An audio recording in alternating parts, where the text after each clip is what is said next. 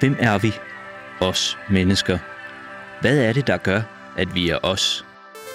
Hvem er du? Hvem er jeg? Du er dig, og du duer. Men er du dig, fordi du har et godt arbejde, du duer til? En dejlig familie, du lever med? Eller din tro? Er der kun én dig? Eller skifter du dit jeg, efter hvilke venner du er sammen med? Hvem er vi? Og hvorfor er vi os? Ja, hvad er det egentlig for noget, det der identitet? Identitet, det er at føle, at man hører til et sted. Det er at kunne se sig selv, og gerne vil se sig selv i den gruppe, i den sammenhæng, man opholder sig i.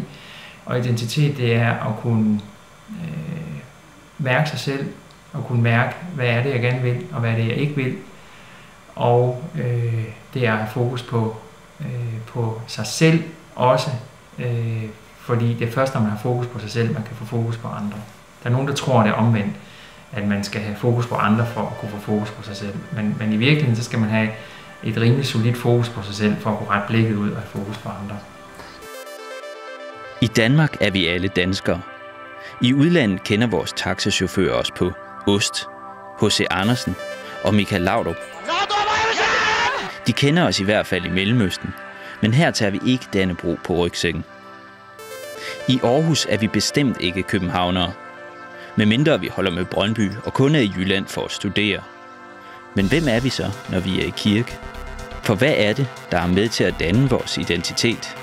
Det er dine relationer. Det er især dine tidlige relationer. Altså den, som har fået meget givet af omsorg og kontakt, kan også senere hen give meget omsorg og kontakt. Den, som har fået meget opmærksomhed, igen i de tidlige år, kan give meget opmærksomhed senere hen i livet. Når vi mennesker er hurtige til eller gode til at udtale os om andres typer, så er det fordi, jeg tænker, at vi positionerer os i forhold til de andre. Altså så tænker man, altså jeg tænker jo i forhold til manden med slips og med mappen, så tænker jeg måske et eller andet, men det er jo fordi jeg er noget, at jeg tænker noget om ham, eller manden med tommelstokken, eller der kan vi jo tale om mange forskellige typer, men det er jo i relation til mig, og det er jo i relation til min egen identitet. Og nogle gange kan man måske selv tænke, jeg kunne godt tænke mig at være mere sådan og sådan, eller gøre noget mere det og det. Og for nogle gange kan det være lettere at ændre på nogle af de ting, andre gange så kan det være rigtig svært at ændre på, hvis man vil over i en retning, som ligger en temmelig fjernt. Og det er jo et valg, vi gør os et stykke af vejen, og på den anden side kan man også sige, at det er også et valg, vores familie gør, fordi de fleste af os knytter jo nogle af de samme spor, eller direkte modsatte spor end vores familier. Så på den måde kan man også sige, at vi er ikke fuldstændig frie i vores valg. Altså, jeg tror, at vi identitetsmæssigt er der blevet lagt mange spor for os. Du er dig, og du duer.